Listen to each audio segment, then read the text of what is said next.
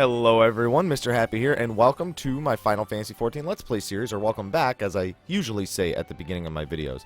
So, last video, I said we were going to be doing the Sunken Temple of Qarn. It's tomorrow, and I'm finally getting around to it.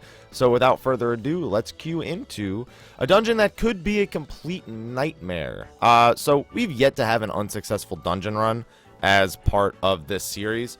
If we were going to fail any of them, the first boss here would probably be the place I'd expect it the most. So, I'm hoping this is a good dungeon run. The instant queue makes me ever so hopeful. Please, I hope the other DPS presses yes. Please. Please. Please. Okay, there we go. So, this dungeon, as I've said in the previous parts, is unlocked at level 35. It's an optional dungeon you have to unlock from Nedrick Ironheart in Vesper Bay in Western Thanalan. You'll eventually find your way across that guy and pick up this quest, and it'll eventually unlock here. He's in a pretty important spot, you know, with it being that area. So, okay, this is gonna be interesting. So we have a pugilist in the group, and we're level 35. So, back in my previous parts, I'd mentioned that you should go and get your job. You should also go and unlock your job, you know, abilities. It's very important before you come into this dungeon, especially if you're a tank, by the way, which luckily this guy is. Luckily our tank is a warrior, so I'm not too worried about that. It's just that it just means it's going to take longer. It's not like you can't do it with classes. People have done it for fun all the time. It's just that the job there's an advantage if you're a job. So, the first pull, this one right here with the temple bats, you are actually able to completely skip it if you want. You could just, like, walk along the wall. See that wall right here? I'm going to show you while I'm healing this guy, because that's how pro healers do it. You can literally just hug this wall and go around the right side, and you can completely skip this pull. But if you've never done this dungeon before, it's worth mentioning that you should probably get familiar with this over here, the Warden. So at the very end of this dungeon, there's going to be a scale that you have to tip, and the combination you need is right here. So flames on the left, fruit on the right. Remember that for later in the video. Flames on the left, fruit on the right. It's always the same, so if you know what it is, you don't need to go over there and check it. It's not like Sestasha Normal, where it changes between 3 different colors. It will always be that combination of flames on the left, fruit on the right. So, yeah, like I said, as you can see, we are taking an extremely long time to kill these enemies. So I'm going to have to help DPS quite a bit here. With regen and a warrior, it's pretty easy to help DPS in this dungeon in particular.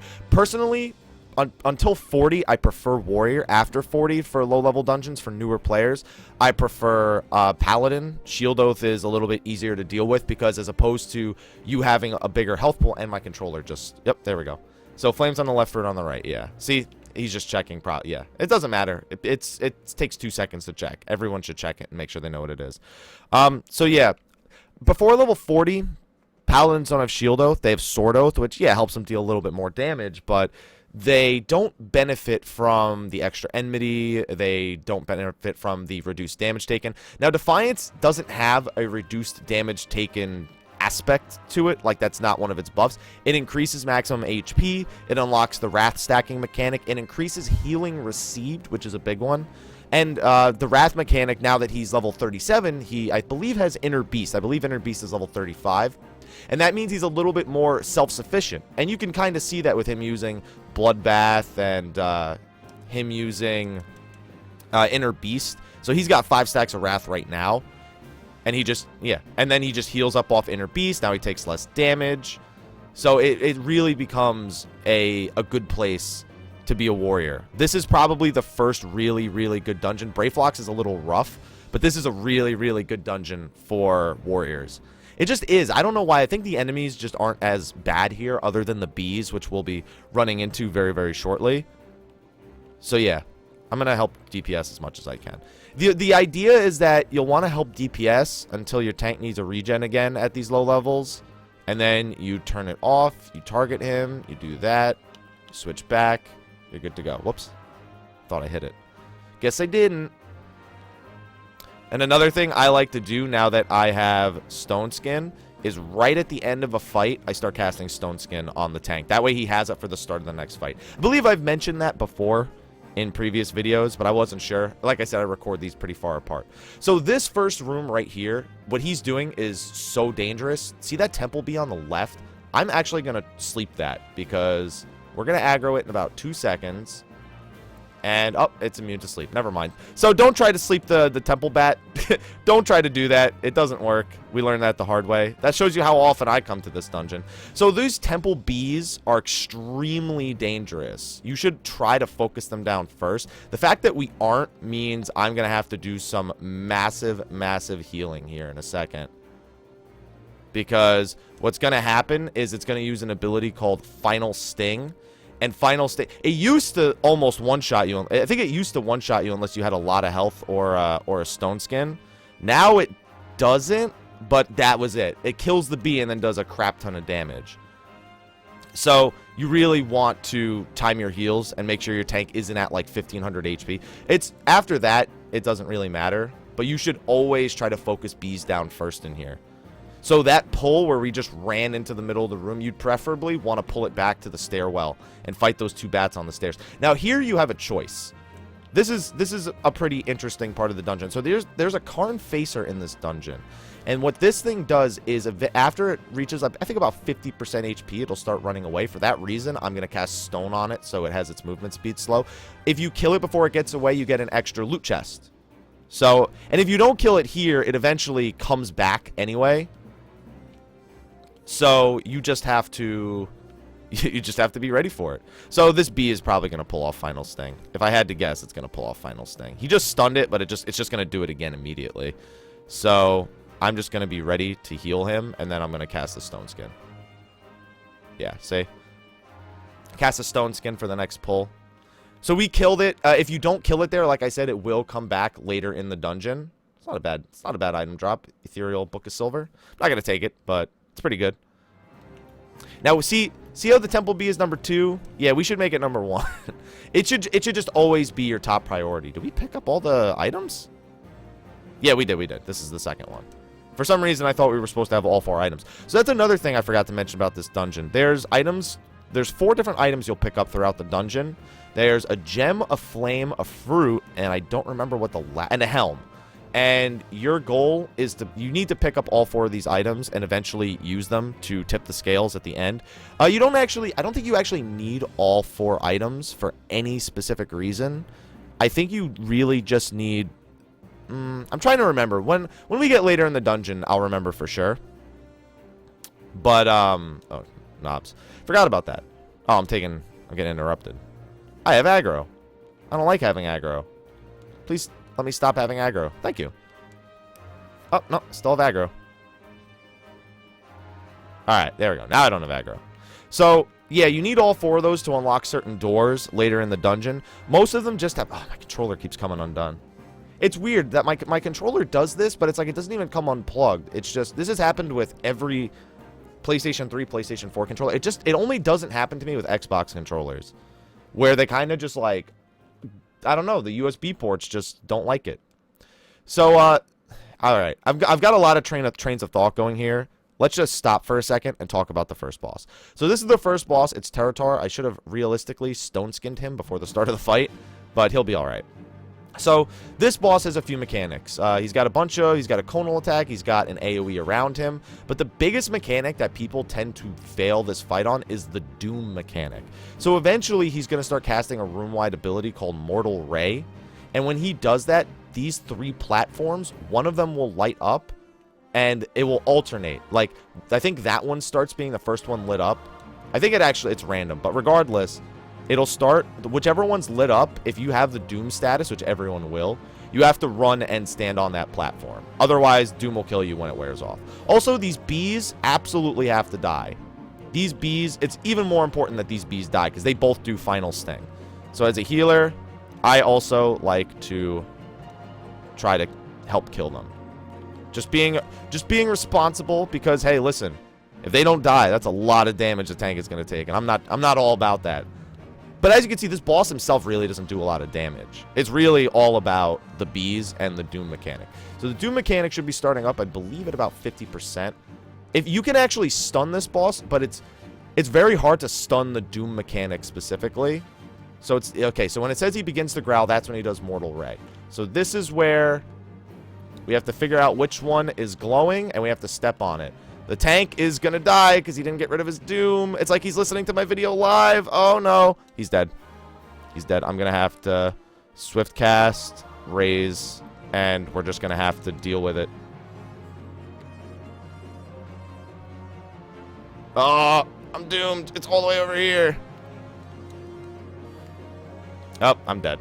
Wait. Oh, I got double final stinged. So that was me getting killed by both the bees.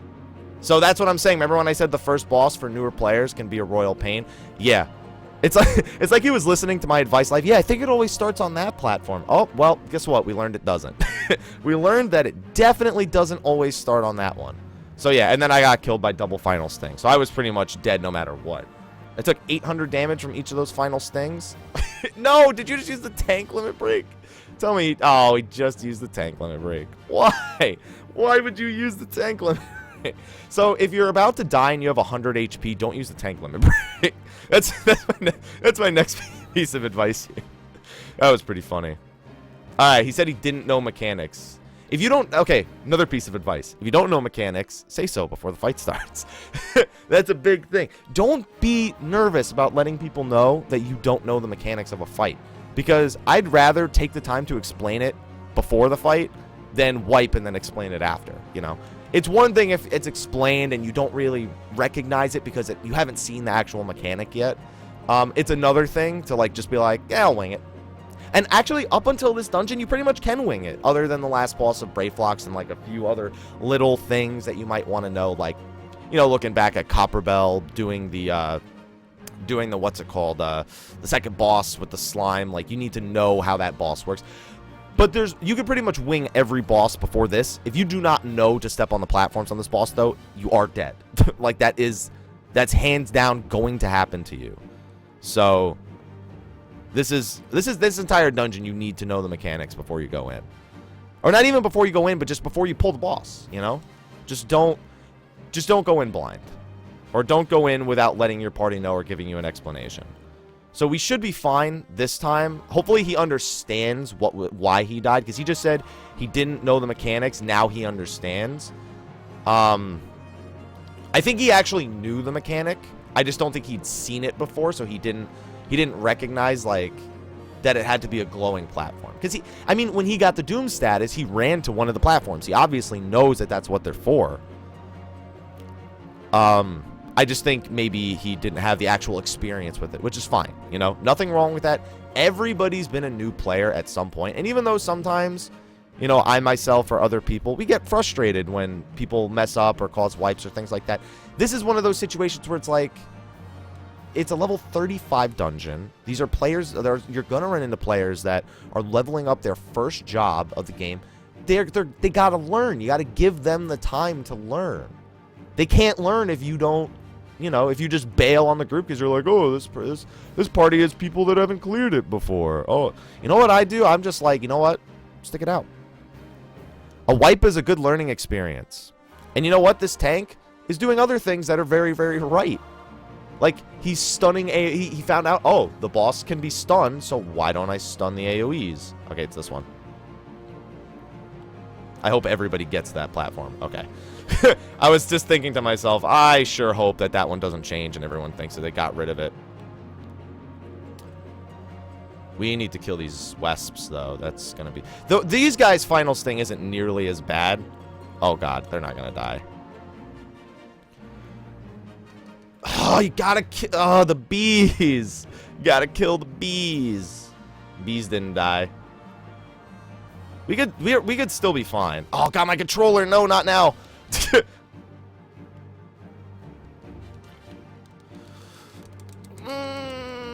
Oh, the clutch. Kill the bees. This is why I take it upon myself to kill the bees. Alright, we're good. Please don't make me have to run across the room. Okay. We still got one more bee, I believe. Oh, great. The bee is on me. That's not good. That's not good. I think I can live this.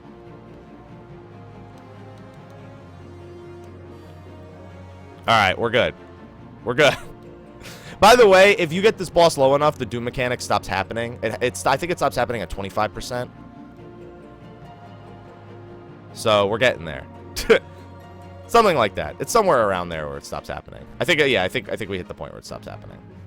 But these Wesps still keep spawning. So, I'm going to keep being scared until these Wesps start dying. And I have aggro on them. Oh, good. The Archer's helping me.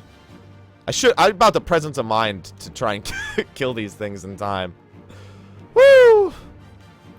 Alright. And now I have no MP. That's not good. Because I had to spend so much of it. Alright, well the boss, it doesn't need to be moved this much anymore. We need to... It's times like this where you kind of wish you had ethers on your bar. And I'm kind of wishing I did because I know I have them. There's one. There's one. And now we're going to just kill the boss. No, no, no. Leave those bees alone. We need to we really need to kill the boss. Okay, okay, we're good. We're good. Woo! See what I mean? This could be the first dungeon where you really, really have issues. Oh, granite skin. Nice. It's a nice time to get it. Alright, and he's going to be unweakened in 4 seconds. Okay, so Temple Bee. I'm going to help kill it. That is what I'm going to do right now. Oh, he just went unweakened. I saw his HP bar drop, and I was like, what the heck just happened? Realized it was, Realized what it was. Alright. Please kill this Temple Bee. This bee is taking a long time to die, and it's making me nervous. Because I'm not healing him at all. I'm just DPSing. I'm gonna put my ethers on my bar. That's something that a white mage kind of needs in the end game anyway. It's something I should be getting used to. Because, I mean, that's what white mages do. White mages are one of the few jobs in this game that actually use ethers. It's very, very rare to see other jobs use ethers. Like, scholars rarely ever even consider it an option. Please don't pull when you're at half HP. Ugh. Or you can pull at half HP. Okay, never mind. It was fine. Alright, so this part's going to be interesting. So, that avoid Dupos, make sure to kill the head on the platform. You have to kill that head-looking thing while the thing is actually on this platform. You'll know that it's eligibly on the platform when it stops lighting up. So you'll see when he drags it over here. Oh, my horn neck. Well, I have a backup. There. See how it's not lit up anymore? It's perfect. So now we can kill it and it'll open the door. No, no, no, no, no. It's on the platform. You're fine, you're fine, you're fine, you're fine. It's on the platform. It's okay if the tank takes an extra hit. No! Okay. As long as the platform's not lit up, then you know that it'll work. So now we have 2 of those heads. Same thing. We have to kill 1 on each of the platforms. So 1 of them's on. We'll kill that one first. We'll kill this one since it's actually on the platform. And then you bring the second head over to the other platform. And then you can go into both of these rooms to get the flames and the fruit. See? This tank just needed a quick rundown. He didn't know. See, that's a good thing, though. He didn't know about that at first. And then I told him, and he was like, oh, okay. He was just like, okay. Sure. And now that opens both of these doors, and now we can get the Flames of Magic and the Fruit of Knowledge, I believe, are both of these. I believe we picked up the Helm, and... what was the other one we picked up before? I don't remember what the other one was. But we want these. Because at the end of the dungeon, you definitely want the flames and the fruit for the end of the dungeon. The other 2 are like, if you're planning on going for the extra loot, like, yeah, you can use them. But a lot of people don't because at this point, also, you're going to start picking up items in dungeons that are useless to you unless you craft something with them. They're components of crafting recipes. And a lot of the times, people just don't go out of their way to craft those components. They just don't do it. It's just not a popular thing to do. I'm gonna let him drop a little bit low before I try to get this free cure off. All right. Well, might as well use it. He's taking negative damage at this point, but I might as well just use it. All right, and then we can get some DPS out. Took a pretty big hit there. I'm gonna. Actually, we only have 1 enemy left, so I have a rule. I've spoken about the regen thing where you don't regen a tank, you know, at the end of a pull. Regenning the last enemy, depending on the group, is usually my rule. Like, do we have one enemy left? Yes. Then I'm not casting regen on the tank. Because I don't want to do it to show you what will happen. But at the same time, I do. I'm having issues right now. You know what? I'm going to do it. I'll show you what'll happen now that he has regen. Watch. So see how they all came. See how well, that wasn't the best example, but I guess it also wasn't the worst problem. You saw that when he pulled the enemy, I immediately pulled aggro on the accused. That's what you want to prevent. That's why you don't regen before a tank pulls. You don't regen at the end of the last pull, and you don't regen literally as your tank is pulling. I know it seems like a good idea. Okay, he starts the fight. He's got the extra heal over time. You know, he's going to be good. He's not going to need as much healing at the start. It's great in theory, but when you pull aggro off of him and then you take 2 hits and then he's got to struggle to keep aggro on everything, and then the DPS pulls single target aggro on the one that he was initially pulling, and it can go really poorly. So just don't do it. That's the bottom line. Just don't regen the tank before the pull starts. Okay, so we have the Flames of Magic and the Fruit of Knowledge. Remember, flames on the left, fruit on the right. We're just saying it over and over again because it's the most important point of the whole dungeon. So remember that head that we killed earlier to get that extra loot chest? At this point, if you didn't kill it the first time, it'll come back to you with, I think it has the same amount of HP, and you can kill it here to get that loot chest. Now, if you don't kill it here, I don't know if it appears again. I've never had a group not kill it by this point. So... I've never had a group for science it, where you're just like, oh, well, I wonder how far in this thing will be. Maybe it'll be part of the last boss fight, for all we know. Yeah. You should probably kill it at this point. As a white mage, you saw me earlier, casting stone on it is a pretty good idea to slow its movement speed. Any movement speed slow is good. It'll help slow it down while it's running away in case you don't kill it fast enough.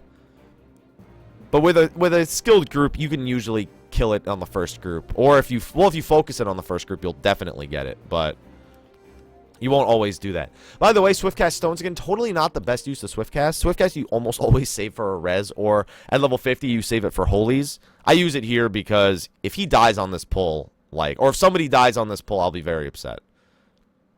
Alright, that's also not a good idea. I mean, we shouldn't have been that close before the pull anyway, but that definitely didn't help. Alright, so I'm going to get some regens up. 3 enemies. These enemies all hit fairly hard.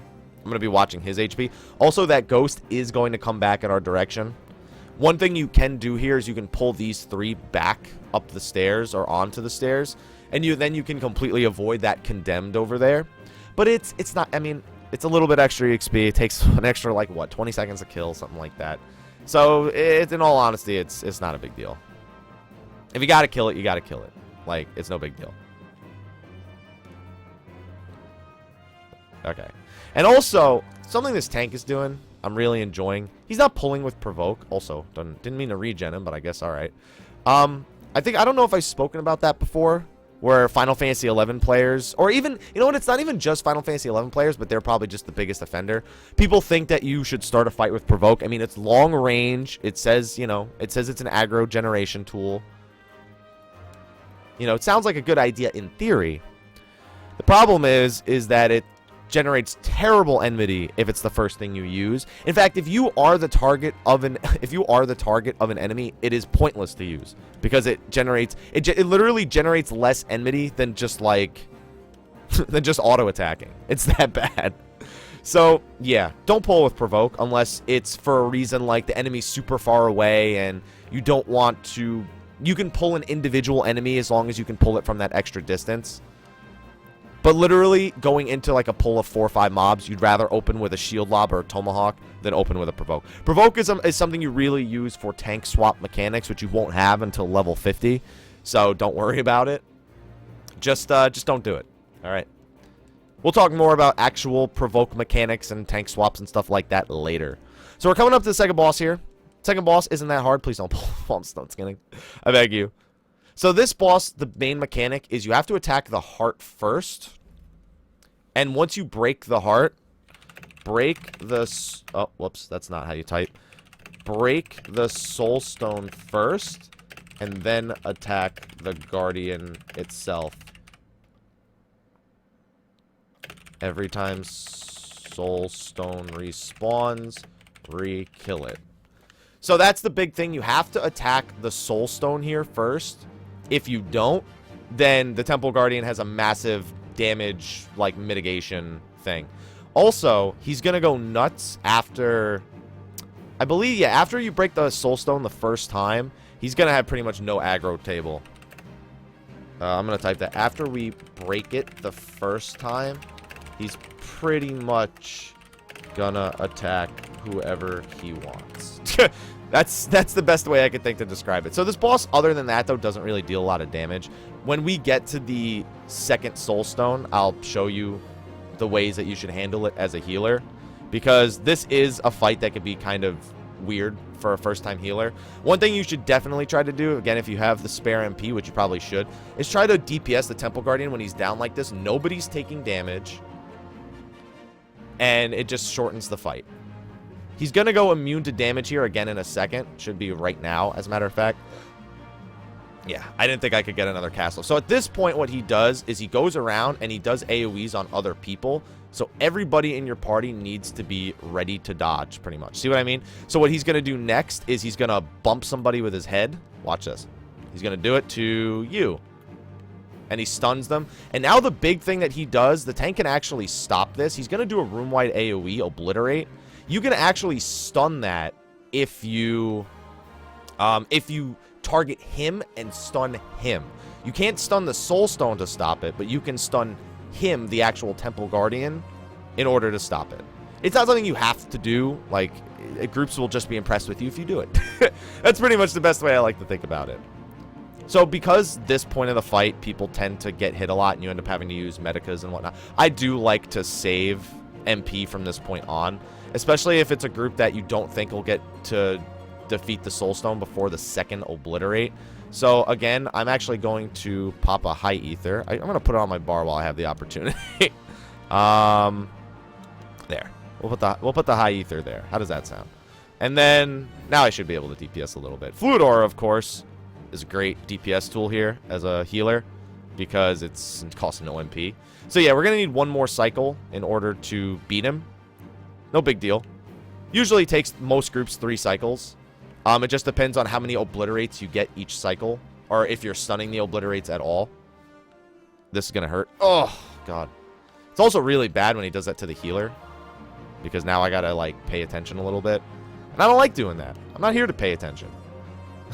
I'm here to cast regen and go away. That's what I'm... Oh, shit. How did he lose Protect? He must have had one from before. I'll have to put it back on him. Yeah, unless he clicked it off, which would be just... That would be even weirder. Oh, whoops. I'll give him a cure too. Now, normally I just regen, but I'm not going to do that here. Actually, it's kind of better that he did that to me, of all people. Alright, and now we should just kill the Temple Guardian. Use it. You can use the limit break here if you really want. It's a good idea. But I don't think we're going to use it. We have a single target limit break in the group. But we're just going to kill it the old-fashioned way. There we go. And we're good to go. See? Not that bad. Second boss is really kind of like... It's not super hard, but you should kind of know what it is going in. Also, I have no MP, so if we pull, I'm just going to stand there and do nothing for a little while I get MP back. Sounds like a plan to me. Alright. Did he just turn Defiance on? Oh. Was he actually... Oh, no, he used Bloodbath. My bad. For a second... Okay, so that's it. So, see how we just pulled the Condemned by itself? That's an example of where a Provoke pull might be okay. You can also just wait for it to come back around. But if that enemy was, like, in the middle of the wall crawlers and you couldn't get in range for a Tomahawk, that would be an okay scenario to use Provoke as a pull. Because of the additional range that it has over your Shield Lob and your Tomahawk. That's a good example. He didn't do it there. It was close enough for us to do. But that's just an example that I like to give. Another thing is that I see happening is even if it's a group of enemies that you're pulling in the low levels, you should usually start with a Shield Lob or a Tomahawk. Like, pull the first one with the shield lob and the tomahawk, because that's the one that your group is most likely going to focus, so you want that extra enmity. And also, by the time all the enemies run over to you, you can usually hit them with an overpower or something along those lines. It depends, because in later pulls, there are points where you literally just run past enemies and hit them with a flash or an overpower, and then move on, just because of the way that speedrunning works. But that's not... Oh, he used that ability. Yeah. That's not something you're going to do in low-level dungeons, unless you're sack pulling. And sack pulling is where you literally just run from boss to boss, pull everything, have the tank die, res him, and then everybody just runs past, and then all the enemies run back to earlier in the dungeon. It's something that high-level players do when they come back and do these low-level dungeons. You probably won't see it too often in the Duty Finder. I've seen it happen in the Duty Finder where groups say we're doing sack runs. I had it especially happen in Cutter's Cry. It's very common in Cutter's Cry, actually. But here, not so much, especially because the first half of the dungeon has a lot of stop and start points where you want to stop and grab certain things. So yeah, you won't usually see that happen here. You'll see it happen in Cutter's Cry. You'll see it happen in Darkhold. Darkhold's a very common place for it to happen. You'll see it happen in Orm Vale. It really doesn't happen in the main story dungeons. It's really mostly the optional dungeons. I've seen people do it in Halatali even. Like, Halatali's not a hard dungeon, but I've seen people do it just for the sake of speeding it up, you know? That's really the whole point. The whole point is to speed up the run with that. But if you don't know how to do it, if somebody says sack run and you have no idea how it works, follow the person who called it as long as they're not the tank. If they aren't the tank and everybody else is in on it, ask about it. I'm sure at some point I'll get to do like a turn 1 or something for Coil on this character, and they'll want to do sack runs. I hate sack runs so much. I'm the kind of person who just doesn't like them. I can do them fine. I just don't like them. I guess the thing is, I don't mind if the dungeon takes me a little while longer to do. I'm in the dungeon. I might as well do something with it. Besides, I can spear bond. Besides, I can spear bond in that dungeon. Why would I want to skip everything? Some people do that just so people can't spear bond. It's actually pretty common for people to literally just do the speed runs or the sack pulls just so other people who are spear bonding can't do it. It's not out of well, I guess it is out of spite, but it's just when you spirit bond in dungeons like that, it sometimes doesn't always go so great. So it makes sense, trust me. I've seen a lot of different groups do it. Okay, so I should talk about this part of the dungeon. So at this point in the dungeon, there's 4 stone pedestals. There's 2 down here and there's 2 up there. These are completely optional to open. If you want the mapping achievement, though, you should absolutely open them. So if we zoom in on each stone pedestal, you can see an image on it. This one is what looks like a jewel. So I need to, which item looks like a jewel here? Oh, the Gem of Affluence. Exactly. And then if you put the right item in, it opens and there's a treasure coffer. If you put the wrong item in, it spawns a bunch of enemies and then the door will open. So this one's a helmet. So I'm going to go with the Helm of Might. Now, sometimes some of these have ethers, elixirs. Some of them have those crafting items that I mentioned before. Too far away. So, like, see, we got high ethers from both of those. But sometimes they have those crafting materials that I mentioned before. And now we go up to the 2nd level. There's another pull there, and then we can open 2 more doors. Also, I'm gonna take this time to zoom out.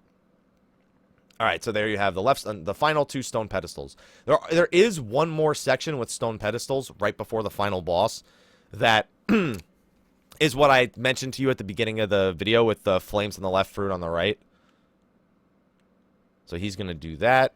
While he does that, I am going to regen him, and I'm going to open these doors so we can save some time. So this one's flames of magic.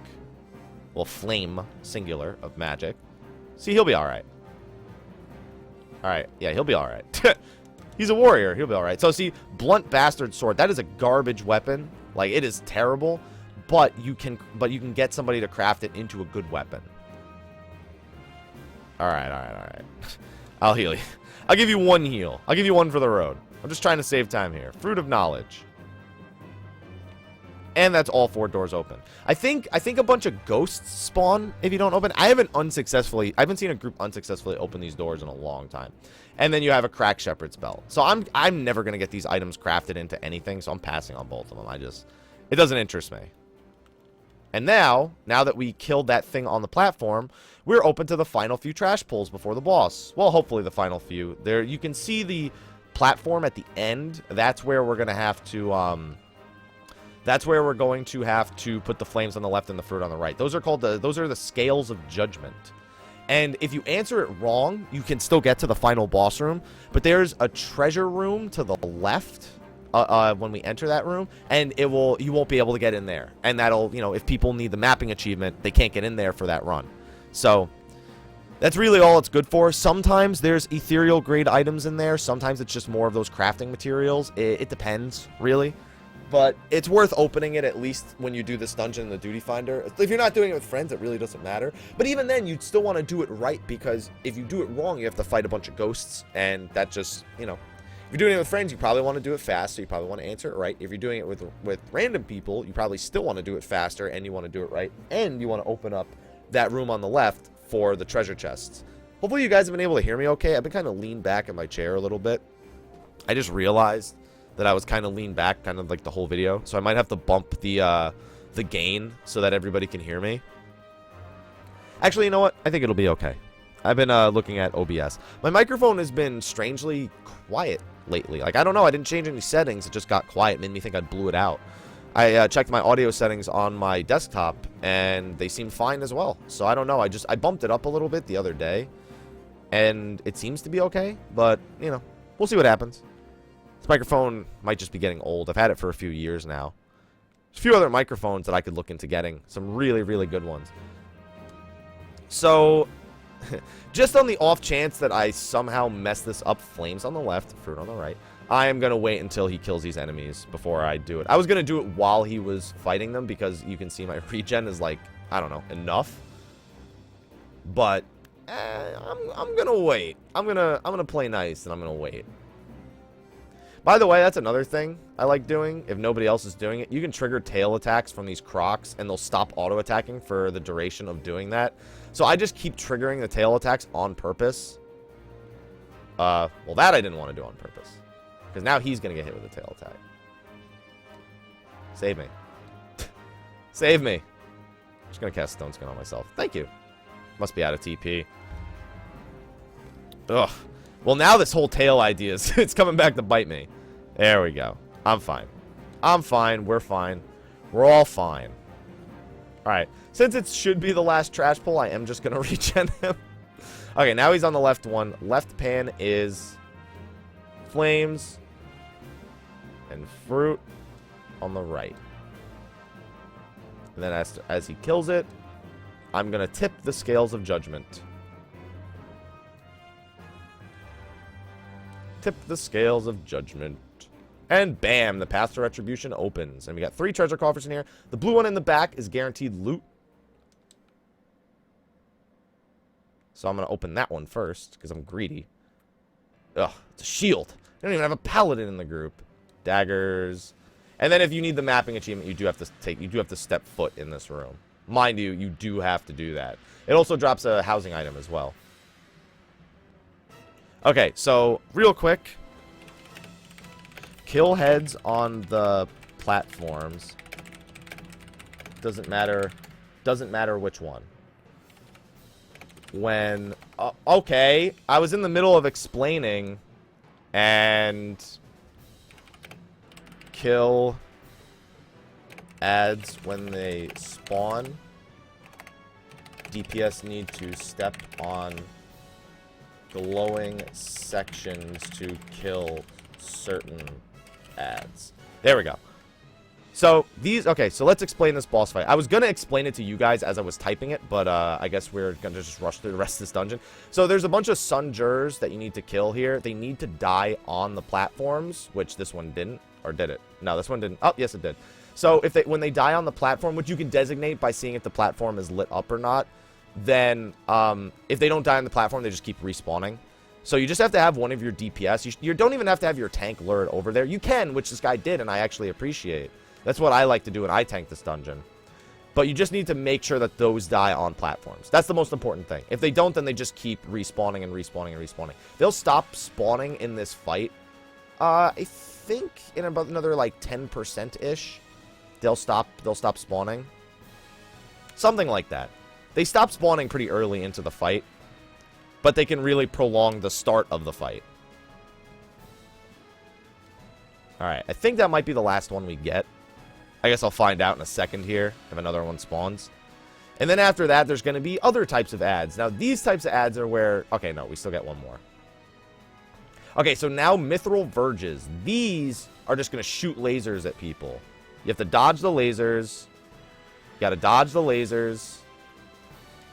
Okay, well, we could... I would prefer to dodge the lasers.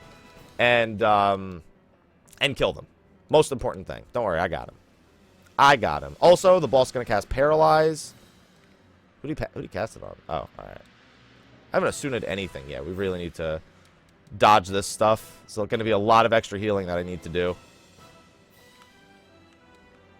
I'm actually going to pop an ether now. When you're using ethers, by the way, you don't want to just save them for when you're desperate for MP. You want to use them, like, when you're kind of, like, because you want to get them on cooldown so you can use them again later. You don't literally just want to save them for when you're desperate, because then you're probably only going to use one or two the whole fight. Use them whenever you can. Use them like they're an additional cooldown, pretty much. And you don't just want to hold on to them for the whole fight.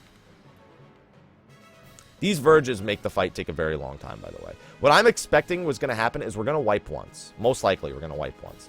And you're going to see why in a short amount of time. I keep forgetting where I even have that on my bar. Alright, so now we have... Okay, so we still haven't gotten to the next mechanic. That was a... I guess that's an okay time to use the Tier 2 limit break. Except that what's about to happen after... Oh, and my controller came undone. What's about to happen is about to be very, very bad. Okay, so... You need to have a DPS stand on this and kill this thing. I'm going to help this person because it doesn't look like they're going to kill it on time.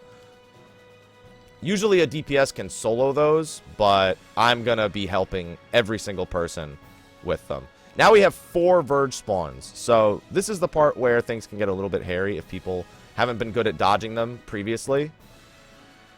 I'm going to just let them do their thing here and just do their best to kill them because I know that we're going to get hit by this Creeping Darkness. You can actually completely avoid that Creeping Darkness attack. Also, it seems like only this guy needed the heal, really. By, I believe you can stun it or silence it. I know at the very least you can stun it if you haven't already made the boss immune to stuns. Now, this is the part that's going to be rough. Because now, remember how we just saw one of those platform things we had to kill? Yeah, that's going to happen twice now at the same time. So, like, I'm going to get the far one right here. And we have to hope that the melee group gets theirs over there. Also, yeah. You have to trick... No, that's why you got to get the one that... He should have... So, okay, they... Oh, no, you guys should have got that one. This is going to hurt. It's going to hurt. Oh, God. I'm just going to cast... there's a bunch of people that need healing. Yeah, so that's the thing. A melee group should get one, and a ranged group should get another. But it looks like both the tank and the melee DPS both said, hey, the other guy will get this one. I'm going to go get that one. That looks like what happened there. Alright. I think we'll be fine, though. I think that, other than that little, you know, issue we just had, I think we're fine. I still got more than half my MP. The boss is coming pretty close to dead. At this point, we could probably just Zerg the boss. Like, we shouldn't need to do that mechanic again. Even if it spawns, we shouldn't need to do it. As long as everybody's on the same page and we just focus the boss, I think we'll be okay. Yeah, I'm just going to focus the boss. Just going to make sure he dies. There. And we're good to go. To the dungeons 2. No, how many dungeons that is. Alright. And of course nothing dropped for me. Damn it. Oh, man. Well, I guess I just got to keep spamming. So, I'll give it to the Bard. He lost that commendation at the end where he pulled before I could actually explain the fight to everybody. After asking for the second boss, are there any mechanics we need to know? And after running in for the first boss blind. That's what lost him my commendation. Because that's not impressive. That doesn't make you the most impressive person. That's actually the way the player commendation system's supposed to work. It's not literally supposed to be the best player. It's the player that impressed you the most. It's the MIP. The pugilist. The pugilist got his weapon at least. I should really tell him to go unlock Monk, but I don't want to be that guy.